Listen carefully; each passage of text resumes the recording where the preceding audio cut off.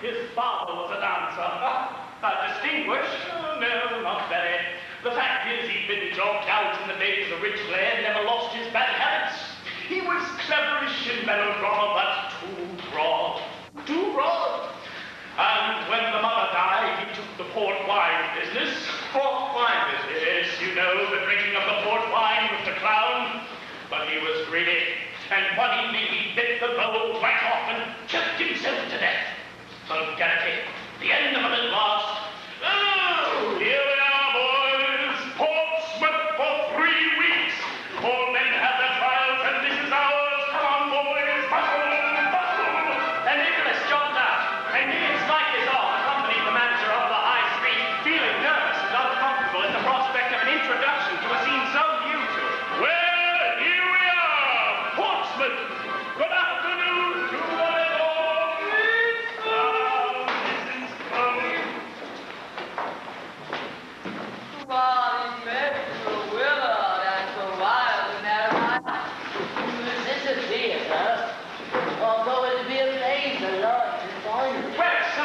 But not by day, Smike. Not by day. Mr. Johnson, please meet Mrs. Brown.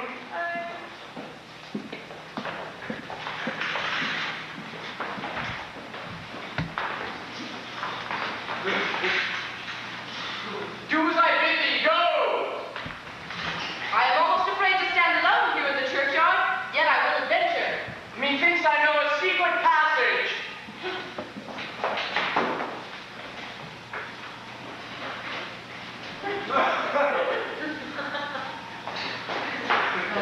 Sweet flower, with flowers nightly I will do. Sweet water, nightly I will do. The boy gives warning, something doth approach.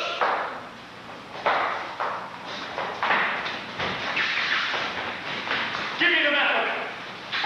And the wrenching iron. Give me the light. Therefore, hence be gone. Live and be prosperous, and farewell, good fellow. Brother, say all I meet about. His looks I fear, and his intents I doubt.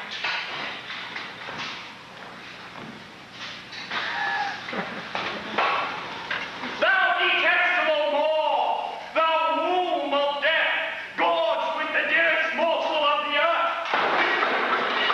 Sought by a coward toil, vile Montague, condemned villain I apprehend thee. Good gentle, you send forth a desperate man by urging me to fury, only more. I apprehend thee for a spell here. Wilt thou provoke me? Then have at thee, boy. Oh Lord, they fight. I will go call the watch.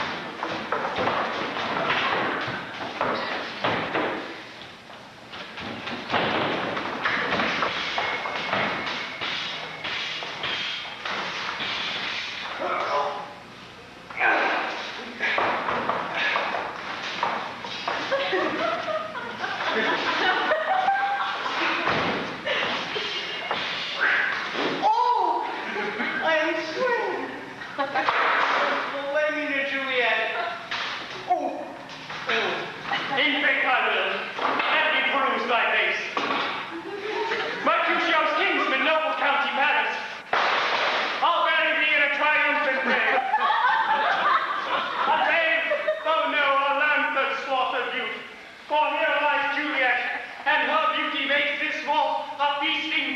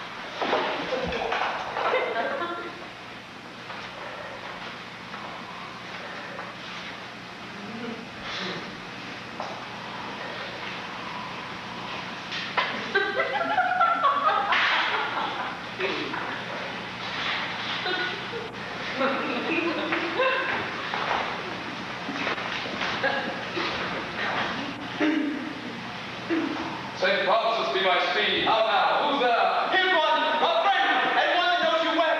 Alack, alack, what blood is this which stains the stony entrance of this sepulchre? Oh, horror! Then what I took to be a dream was true. And further horror, I hear him speak of some better liquor than him to death's black bosom. Swift dispatch. That all is lost.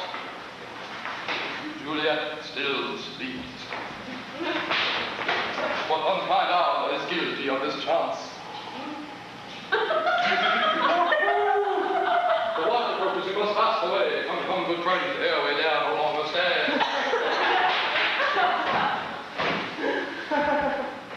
What's here?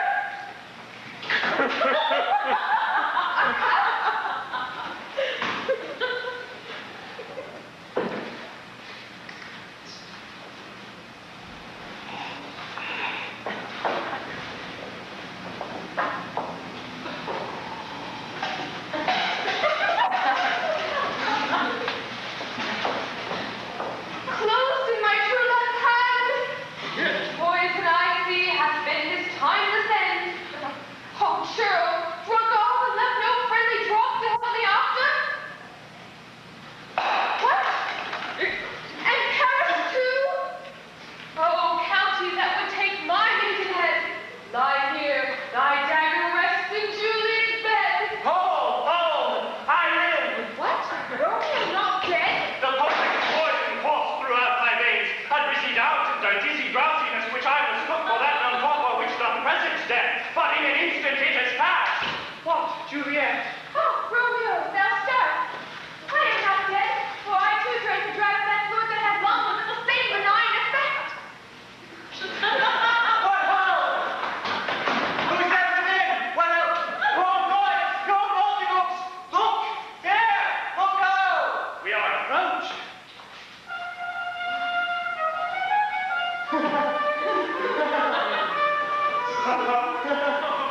Good morrow, noble prince.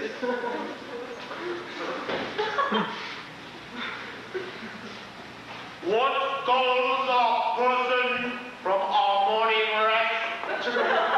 What should it be that is so sweet abroad? What fear is this which startles in our ears?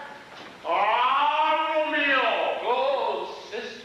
Paris. Lay! What strange reversal hath this morning brought? With Romeo returned, He having fled, dead Juliet, alive. quick Paris dead.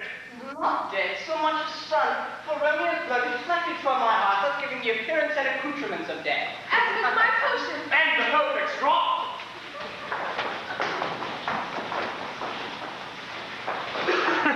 What's this? The people cry out like a dead. Some others of deliverance divine. Talk both of joy and grief on every breath.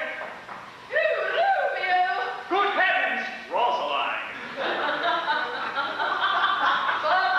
What morning flowers now adorn a festival, and merry Pell will take the toll of funeral.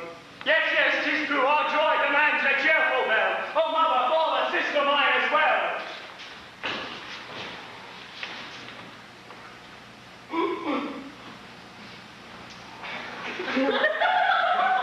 Who's there?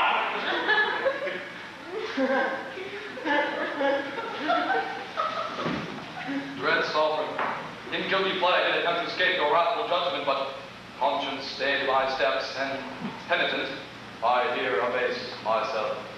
What? Penitent? No crime. Stand. See, all those in chains of death are unbound. Free. What joy! Then further tidings I must tell, for on my hurried passage I met another whom the jaws of death let go. See, here are, Prince, with your kin, Mercutio. Mercutio recovered! Aye, sirs, aye. Though thought dead and born for bombing up. One of my friend Benvolio observed a rather slight proportions upon my countenance, and I was taken to a nearby town where I was cured by surgeons of renown. And further news comes with him. Speak, Benvolio.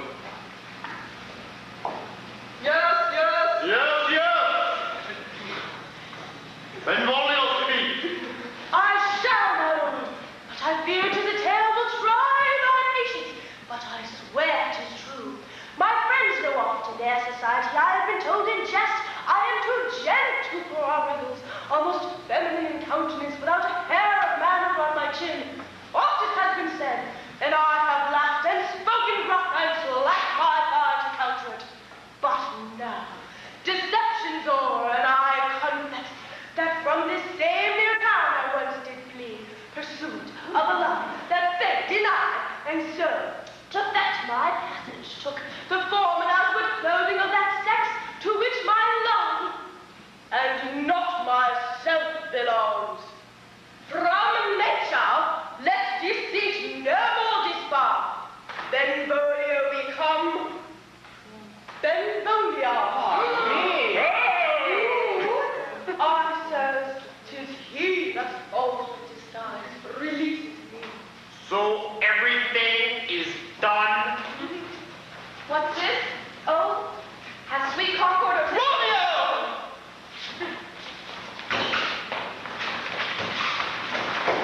Upon the road in flight, I did perchance upon this wizened, withered man, who hobbling was along the way from Mantua, and asked where he might find a desperate man who might have brought the dram of poison from him. From your description, I resolved it was the self-same wretch from the self-same town. I asked, what was his purpose? And he told me straight. The darkness and his age and dread infirmity had caused him to bear not poison, but an harmless cordial of sharp effect, but no lasting peril. What's this? Good Balthazar, all matters are resolved, and good apothecary, thy mischance has proved the most enduring, happy circumstance.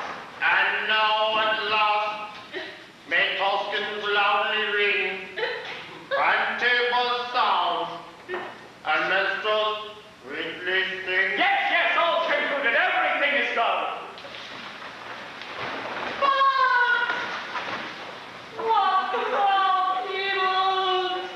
Evil still lies locked within the dread embrace of dread out there. Why, come, dear wife,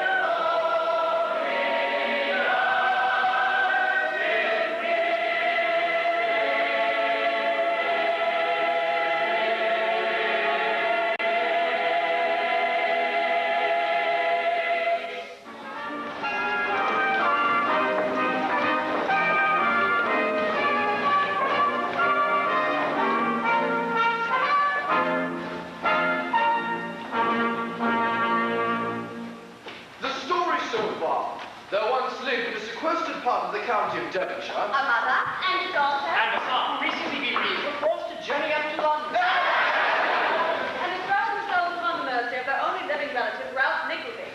All three of them in London, damn. He growled to his clerk. And you say I'm prepared to work. He demanded of his nephew and received the firm answer. Yes. Ralph took young Nicholas and found a position in a school in Yorkshire run by Thwackett Square. Well, thank you, Uncle. I will not forget this kindness. And arriving at the school, he met with Mrs. Square, the daughter of farming, and a young son, Waxter. And their poor dry. And 40 boys. With pale and haggard faces. lank and bony figures. Children with the countenances of old men. All darkened with the scowl of sullen dogs suffering.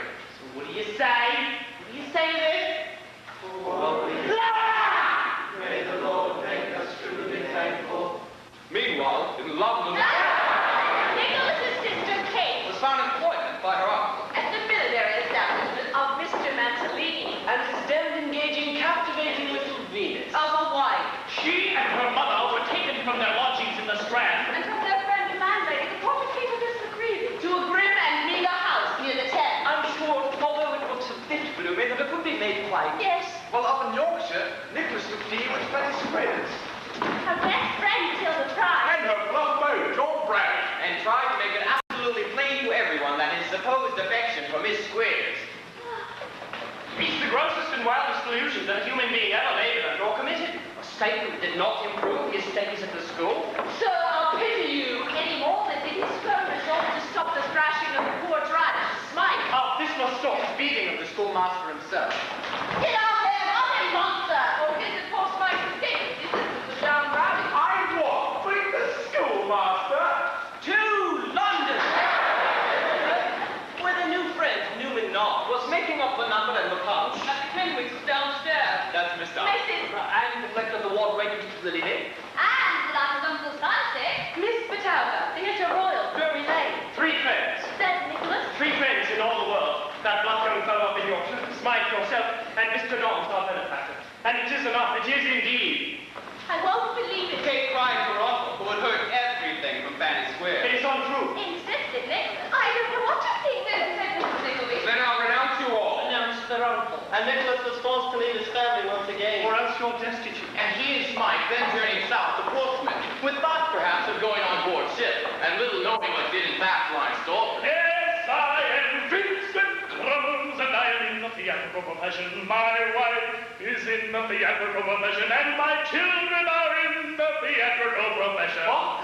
And you can study Romeo and Rover too, of course. You might as well while we're about it. And also an array of histrionic talent. That has never been assembled in one place. Or on one stage before. The stage. Down the bar! And Kate In London. lost her situation with the millinery establishment. Well, Nicholas, in Portsmouth. That is increasingly congenial. And Kate was invited by her uncle to a private party. For some gentleman with whom he was connected in a business matter. While Nicholas was witness to the secret nuptials of Mr. Lillick and Miss Batauga. Lately at the Theatre Royal, Drury Lane, and as her uncle's poor Kate was subjected to attentions that were neither honourable nor welcome. How do you do, Miss Nickleby? Oh, come on, Miss Nickleby. A bit more natural. A bit more natural. Well, that's Portsmouth. Nicholas and Smike. We don't frustrate the strength, and it's seen. Or at least that moment, that their troubles and misfortunes were lost behind them. Who calls so loud? Who calls so loud? All calls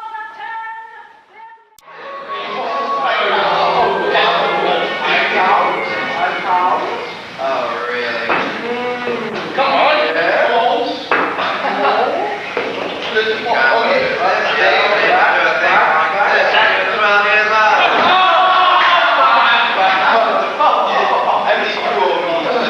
Gentlemen, my niece, Miss Nickleby. Hey, what the devil? My niece, my lord, Kate Lord Frederick Beresford. Well, the mirrors do not deceive me, and it's not a waxwork. How do you do, Miss Nickleby? Now, don't you leave me out now, Nickleby. And this is Mr. Pike. Nor me. And Mr. Pluck. And the Honorable Mr. Snow. And this is Colonel Chowser. Please, so very pleased. Miss Nickleby, forgive us. Allow me to sit you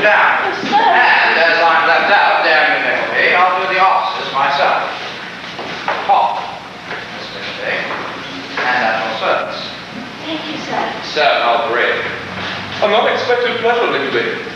One might say it almost brought the addition of an extra 2.5%. Nickleby should take the hint, tack it on to the other 5 and 20, and give me half for the agreement.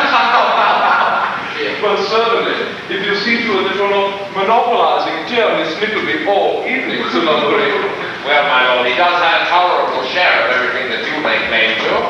Gad, so he has. Devil take me sometimes if I don't master in my own house. But I swear, I'll be cutting him off without a shilling. Sir, when you're out for a last shilling, I'll be cutting you. Well, here is poor Miss Nickleby, doubtless bored to tears and all this sort of discount, and hoping, all the while, that some gallant fellow would make love to her. Now, ain't that so, Miss Nickleby? No, indeed. In fact, I'll hold you, any of you, £50 if Miss Nickleby can't look me in the eye and deny that she was helping so. Am I lord? Sir. Why, Lord? Done. Within a minute. Very well. And Mr. Snob, you'll take the stakes and keep your tongue. No, cool. So that's £50. And Sneaky. Please don't make me the subject of a bet. Oh, my dear, it's done in a moment and there's nothing in it. If the gentlemen insist. 1 minute. I don't insist on it. That is, I don't insist that she denies, for even if she does, it would be worth it just to see her eyes, which seem to love the frowning so much. No, that is very true. It's just too bad of you, Miss Nickleby. Too cruel. Quite cruel. Oh, the lady can't deny that she was hoping for some gentleman to come within a minute.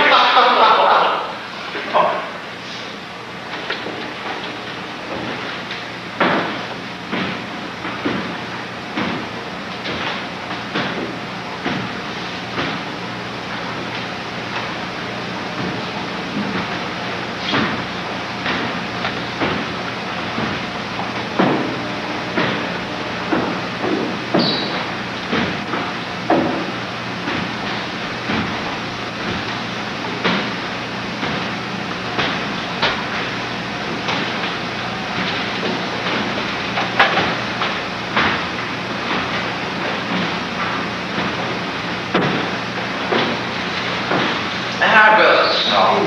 15 seconds left. Won't you, for me, Miss Nickleby, please just make Not one a chance, my lord. Miss Nickleby and I understand each other very well. 6, 5, 4, 3, 2. Capital! There is a girl's spirit.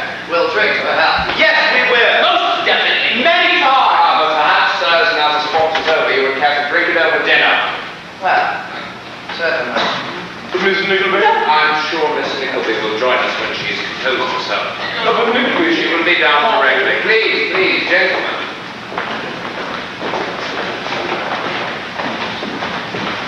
Oh, please don't. My dear, they are my friends in business and I cannot talk. What is it after all? We all have our challenges in life. This one is yours.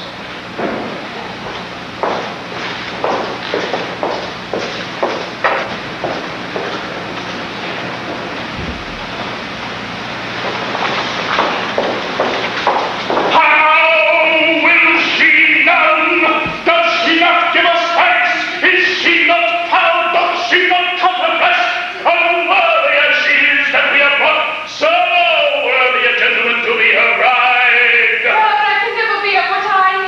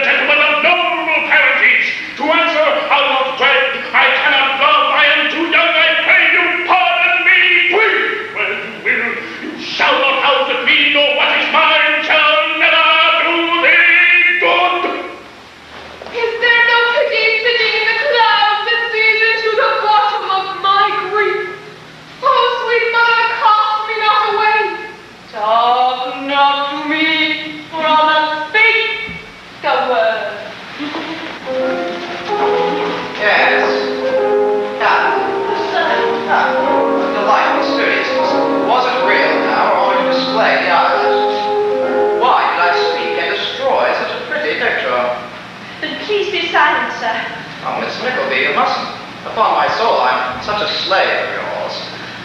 I wish, sir.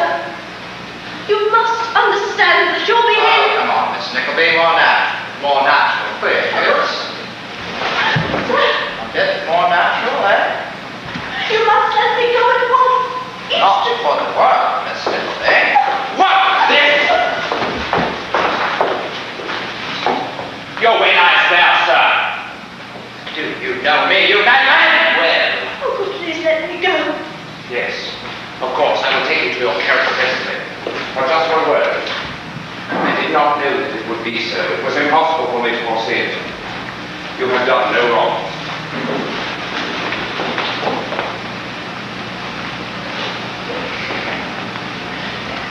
you want the Lord. Your pretty niece an entertainment for that drunken boy downstairs, and if he'd come up here instead of me, you would have been a bit more blind and deaf, and a great deal less flourishing than you have been. Well, who brought him to you first? Without me, would you wind him in your net? That net is a large one, sir, and it's rather full. Take care that it chokes no one in its meshes. I tell you this, that if I brought her here as a matter of business... Oh, yes, well, that's the way. Because I thought she might make some impression on the silly youth that you are leading into ruin. I knew knowing him that he would respect her sex and conduct himself. But I did not envisage that I would subject her to the licentiousness of a hand like yours. And now I think we understand each other.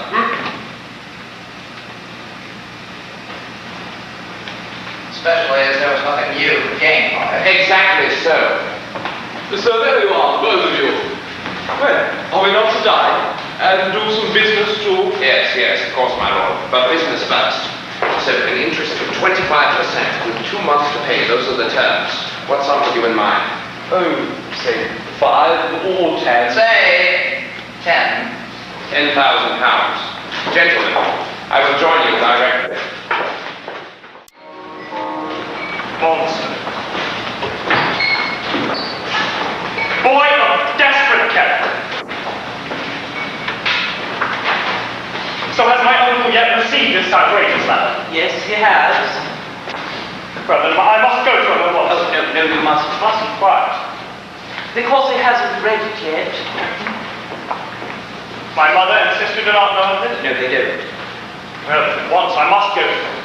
Tell me, wait a minute, I must go there now. No, you mustn't. Why?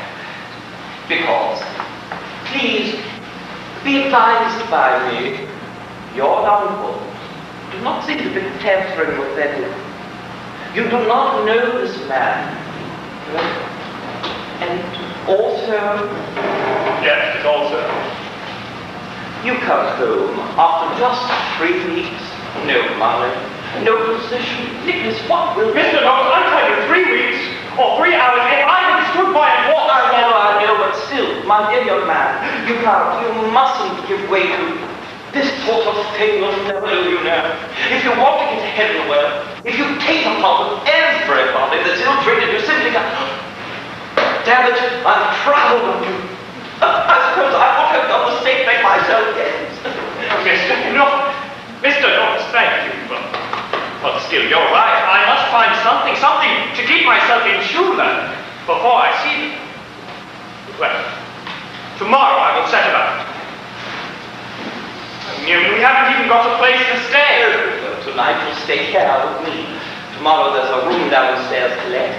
It's hardly less than me than my Mr. Knox, your kindness is unsurpassable. I have 3 friends. 3 friends in all the world. That bluff young fellow up in Yorkshire, Michael yourself, and Mr. Knox, our benefactor. And it is enough. It is enough indeed.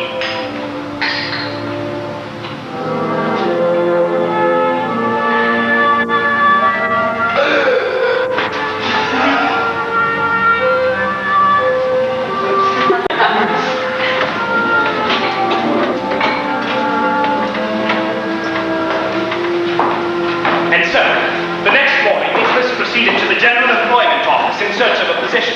Well, much to his surprise, he was informed that the renowned member of Parliament, the renowned Sir Matthew Cupp, was seeking a young man of conscientiousness and character to fill the position of his secretary at the Palace of Westminster. Excuse me, sir, I have business with Sir Matthew Cupp. What? You as well? Come on.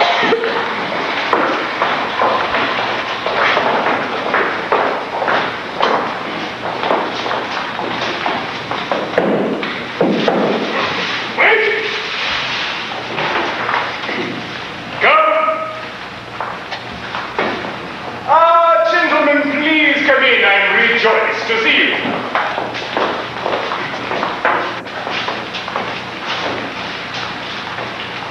Now then, gentlemen, I see by the newspapers that you're dissatisfied with my conduct as your member. Yes, we are. What? Do my eyes deceive me? Or is this my old friend, Pugstyles? I am that man. Give me your hand, my worthy friend.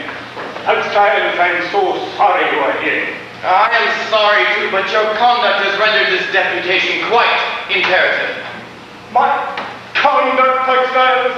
You speak of my conduct? Yes. Well then, gentlemen, my conduct has been and ever will be regulated by a sincere regard for the true interests of this great and happy country. Whenever I behold the peaceful, industrious communities of our island home, I clasp my hands together and turning my eyes to the wide expanse above my head, exclaim, thank heaven that I am a Briton. Damn it! The meaning of that term, I must confess, is quite unknown to me. But if it means you think I am too benign, too sanguine, too complacent, sir, well then you would be right. For even as we sit here and lightly chatter, Russia's surly armies, fixed on vile conquest, surge across our borders, threatening the very jugular of a... Sir, do you know Kabul? No, sir. Or have you met the Amir of the Afghans, whose name is Perfidy? I have not, sir. Or heard the hideous war cry of the Slavic hordes, intent on rape and pillage? No, sir. I have not met the Slavic hordes or their hideous war cry.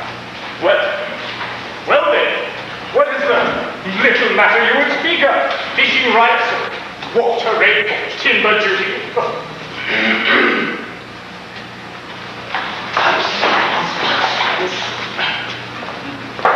Question number 1. If, sir, you did not give a voluntary pledge that in the event of being returned, you would put down the practice of coughing and groaning in the House of Commons, and if you did not submit to being coughed and groaned down at the very first debate of the session. Go on to the next one, my dear Pugstyles. Have you no explanation to offer in reference to that question, sir? Certainly not.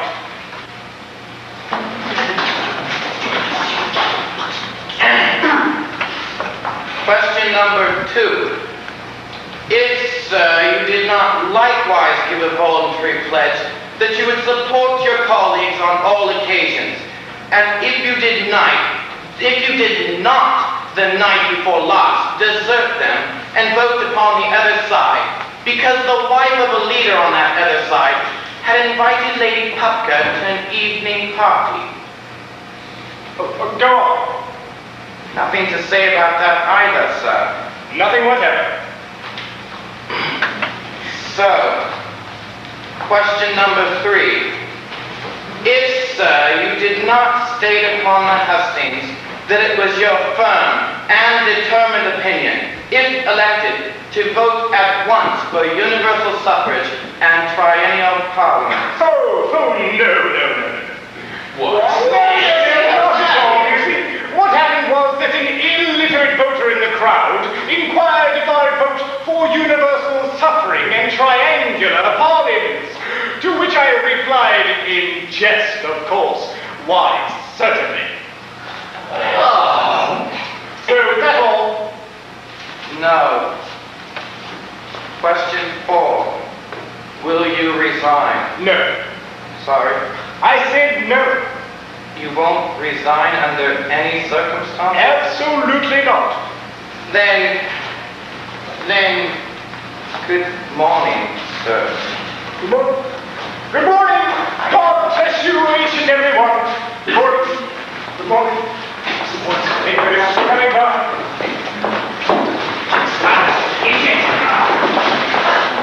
Who's this? It's me, sir. Ah, secret voter! Out, sir! Out! Following deputation, you've heard my answer. I should have done so if I had belonged to it, sir. You mean you don't? No. Then what the devil are you in here for?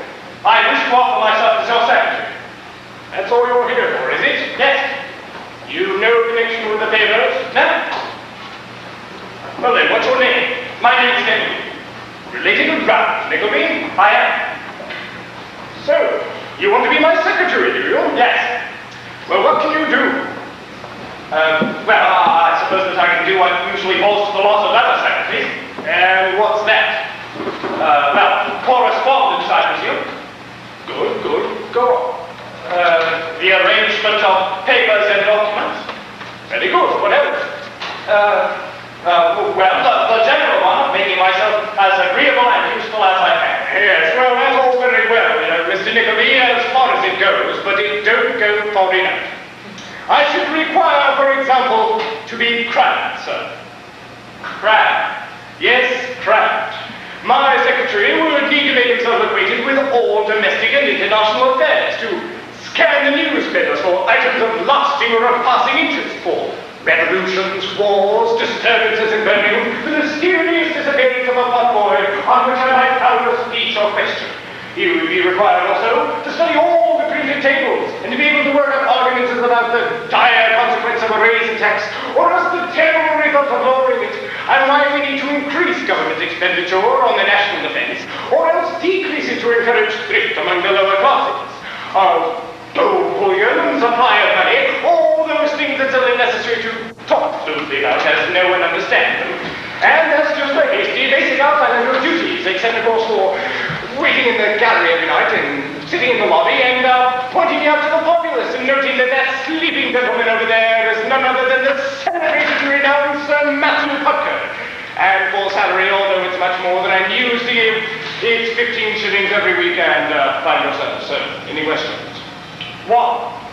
Well, I'm performing all of your duties, sir. May I inquire what you'll be doing? What? I said, well, I'm performing all of your duties, sir. May I inquire what you'll be doing? Out! Get out! Out now! I'm sorry to have troubled you. Well, so am I! Out, upstart, troublemaker! Charlie! Charlotte! Potboy! Politician!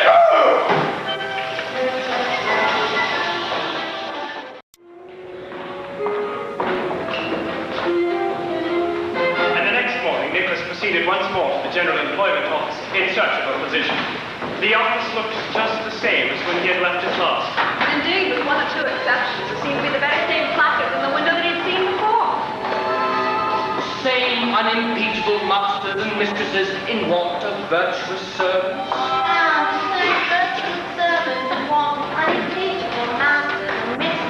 And the same magnificent estates for the investment of capital. And the same enormous quantities of capital for investment in estates. And in short, the same opportunities of all sorts for people who wanted to make their fortunes.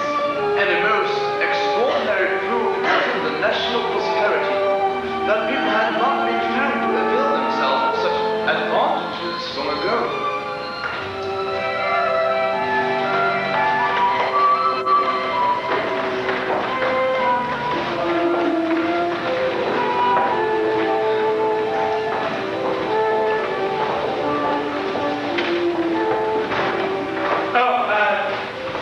I'm sorry.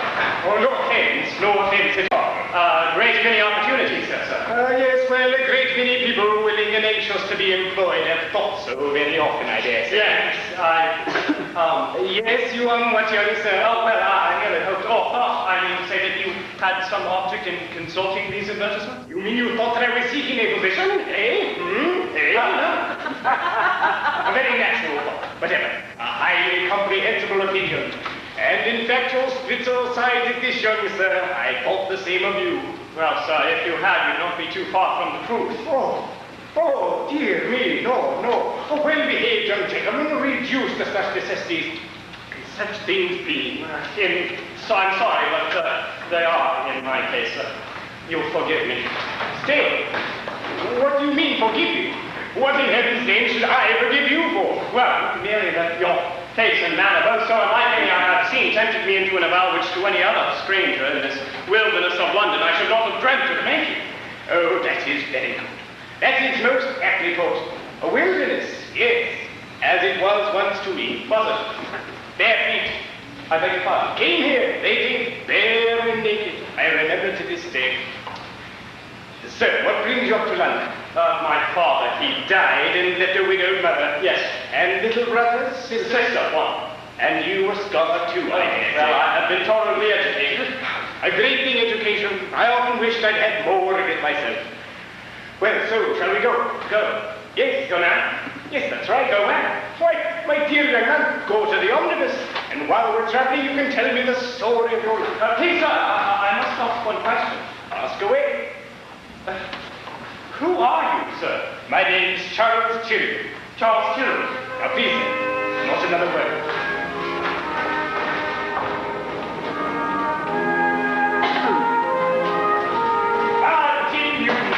God bless you, my brethren. Yes, sir, but someone's with him. We will not disturb him for the moment. Tim, this young gentleman's called Mr. Nickleby. I'm pleased to meet you, sir. And you, sir. This, dear Nicholas, is Mr. Tim Lincolnwater, possibly the most ferocious lion in the general region of Threadneedle Street. Am I not right, Tim Lincolnwater? Look, sir, first the order. Paper, pens, ink, ruler, sealing wax, Tim's gloves, Tim's hat, Tim's blackbird, and Tim himself. And if you shift any one of them without a buy or leave or even with it, you do so at your peril, isn't that correct, sir? Brother Charles, and how are you? I'm in quite a religious health, brother Davis. How are you? I am in precisely the same condition, brother. How, brother? Miss Madeline, has my brother explained to you our view? Has he expressed your most sincere entreaty? Yes, he has. But my opinion is it must remain the same. Your kindness, your generosity is quite unsurpassable. Still, I cannot do what you would have me do. I cannot, for reasons that I know you understand. Of course, we understand.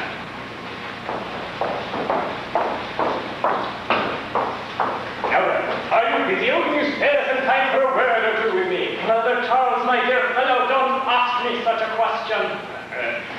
Mr. Nickleby, I'm sorry. Perhaps you grant me the incalculable privilege of entering my room? Of course. Now, Henry, here is the urgent I must assist. You wish, of course, to have his statements made to me repeated. Brother Charles, it is enough that you say he should be assisted. When you say that, no more statements are required. It would be churlish to demand them. Assisted he shall be. What are his needs? What does he require? Where's Tim Lincolnwater? Wait, stop, dear brother, stop. Before we involve Tim Lincolnwater, who, as I said, sir, is quite a medical tiger, I have a plan to put you. Then put it, dear Charles. I shall, brother. Now, Tim is getting old, and Tim has been a faithful servant, and I don't think that the pensioning of his mother and sister and the buying of his little tomb when his poor brother died was sufficient recompense for all his services. Sufficient? It was irony. Exactly. So, if you can somehow lighten old Tim's duty, Parsimonious. prevail on him to go into the country now and then and sleep in the fresh air. Cheese bearing. And then come in an hour later in the morning. Nickleby. Well, then who knows? He'd grow young again in time. He would indeed. I'll go and tell him so. Oh, if brother Nate, whom I hold dearer than I hold myself, is but a fault. It is an eagerness, enthusiasm, quickness of response, that sometimes it is close to the impulsive. And now, sir,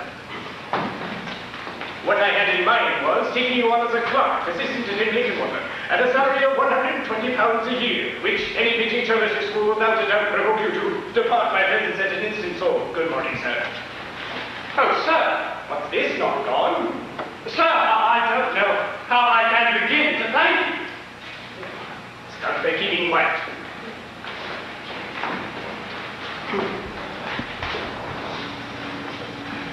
Now, Tim, Do you understand that we intend to take this gentleman into the counting room? Yes, I do. Subject, of course, to your inspection and investigation. Interrogation. So I should think. And what is your opinion of this course of action? Not coming in an hour later in the morning, that's for sure. Not being packed off to the country to sleep in the fresh air. A pretty thing to make a man time to in my time of life. The country! Food! What's this? Food? Generosity, what do you mean, sir? It is 3:30 next May since I first kept the books of the Brothers Cheer. There ain't, I've said it again and again, such a square as this in all the world. There's not such a view in England as the view from my window. There's not such a spring in England as the pump under the archway. I've slept in that room for 3:30 years, and if it isn't inconvenient and doesn't interfere with business, I shall request leave to die there. What so dare you talk of dying? Do you hear that, Brother Charles? That's all I've got to say. It's not the first time, Brother Edwin, Brother Charles, that you've talked of superannuating me, but I'd appreciate it if it was the last. He must be done something with here, brother. That's true, dear Charles. We must disregard his old scruple. They cannot be tolerated. He must be made a partner, dear Charles. Submit to a piece of He must have recourse to violence. Wait right, dear brother. If he won't listen to reason, we must do it against his will, and show him we are determined to exert our full authority. We'll quarrel with him, brother Ned. We'll quarrel with him now.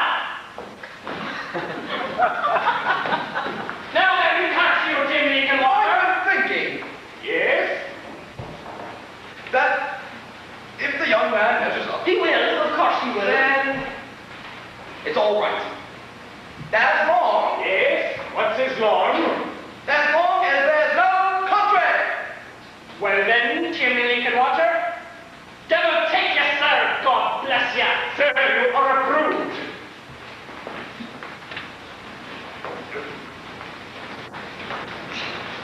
Now then, sir, would it be beyond the bounds of the conceivable for you to suffer the intolerable inconvenience of starting work on Monday? Oh, sir, yes.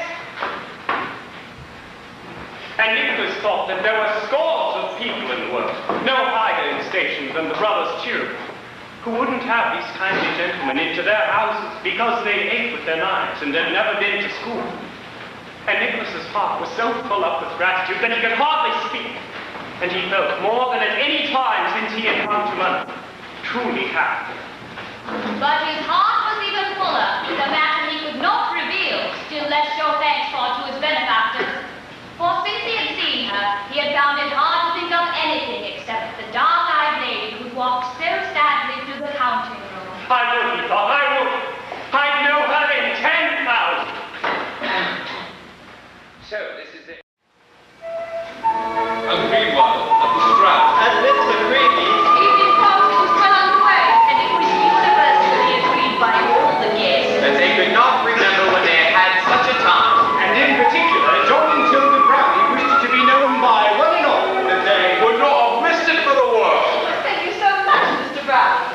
As happens, I can't think of what I have. Indeed, it's very good of you, dear Mrs. Brownie, to us, because of course you come to see us in a very plain and homely manner. As I said to Kate... I just can't think of what I As I said, Kate, dearest, you will only make the Brownies feel uncomfortable if we indulge in great display, and how very inconsiderate that would be. But that is not When I have a better time myself. to see, of course, that we have no experience of high society. Kate, do you recall those parties at the Pilgrims? They used to live about a mile from us. Not straight, you understand, but having a sharp left by the turnpike, at the point where the Plymouth Mill where there was someone's donkey. Kate, do you recall those parties at the Pilgrims? Mamma, entertained them with most distinct and vivid memory. But also I recall that earlier this evening Mr. Brownie promised us that he would sing a song.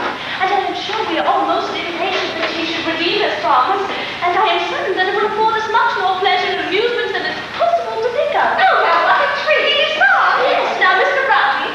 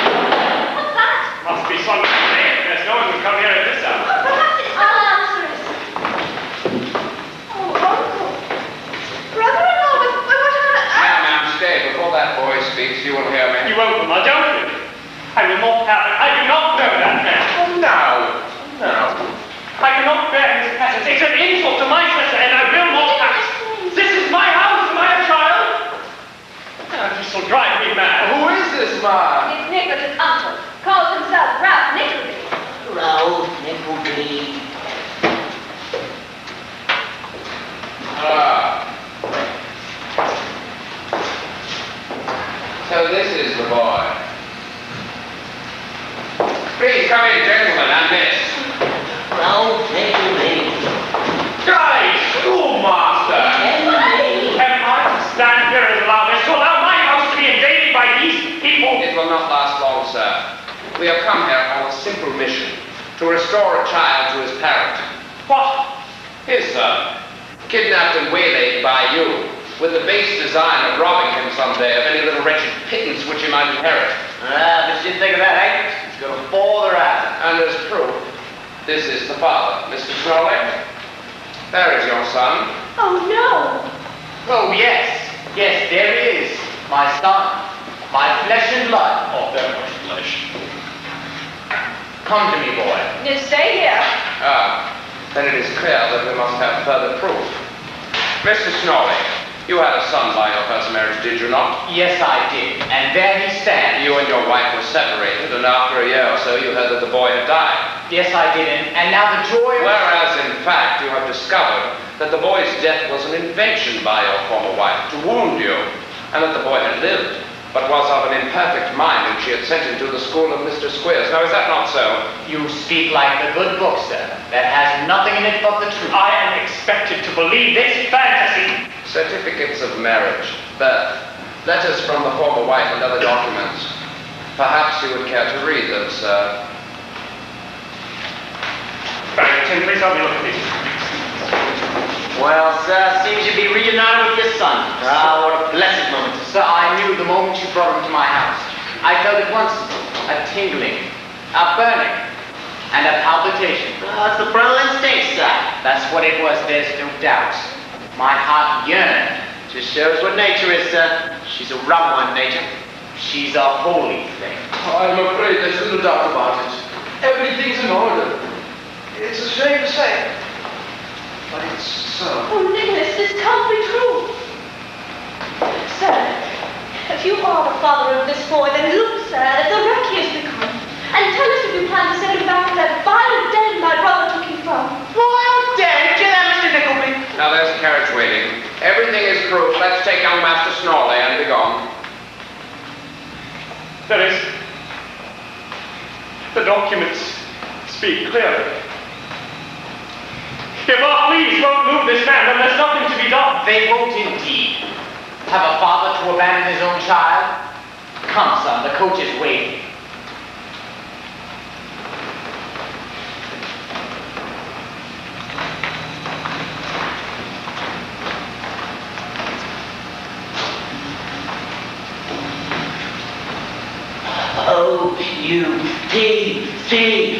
O-U-T-C-A-S-T. Called out. Hold it. No! I won't go away again. You hear that? Smike has chosen for himself. Oh, this is cruel. Do parents bring children into the world for this? Do they bring him into the world for that? Come on now, blockhead. Just clear the way and let him take it. Yes, sir. You have all blustered long enough. What? Blockhead? Bluster? Well, I tell ye, I've released this poor chap from your clutches once, and I'm not going to stand by and see him going back to him again. Well, it was him. That's my girl. I club. Get the hands off me. I've had enough of this. So long, you get out and leave this poor chap be. I'll tell you, sir. I'm telling you. Out! Out! Stop him! Don't you want it? Stop him! Ungrateful boy. I always was. Never loved me. Never loved any young Whitman. Next door to a cherub. Out now. I warn you. Well, not for two of them. You'd best be getting your carriage too, sir. And you, Farney. You. Hey, Fanny, me eye. To the I'll renounce you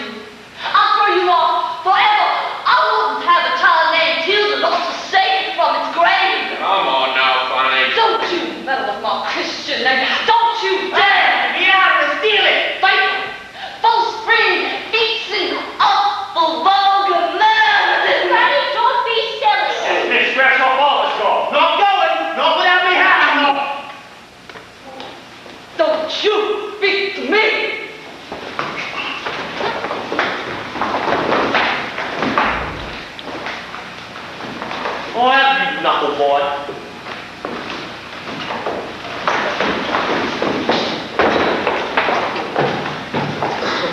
Well, sir, if reason and good feeling fail you, then it will have to be the law. But I take it that one thing can be said, that your romance destroyed. No unknown lost descendant of a man of high degree, but the weak, imbecilic son of some poor tradesman. So, now leave this house.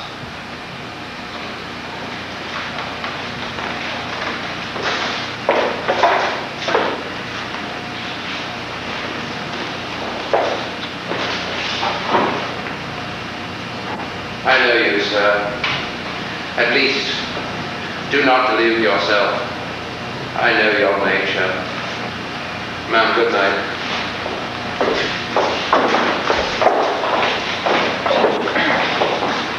Well, what a business. I don't know.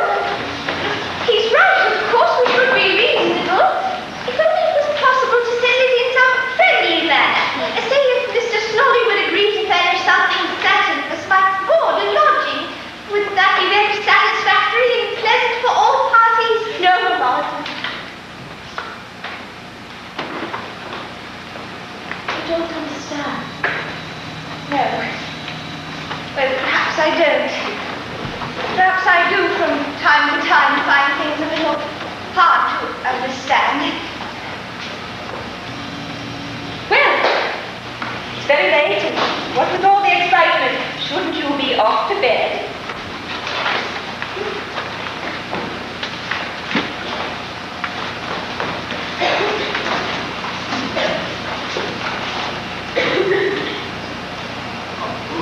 Very grateful.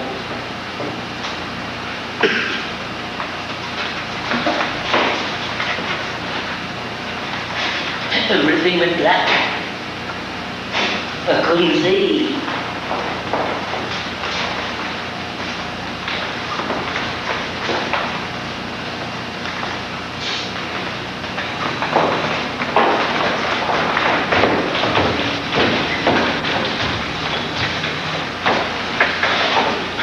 Well now,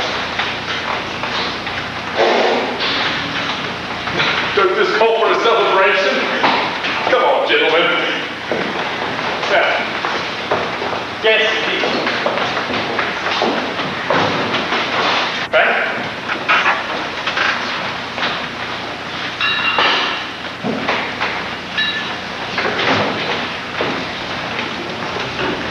Mrs. Nickleby. Now, Mrs. Crafty. Kate? What's that? What's what?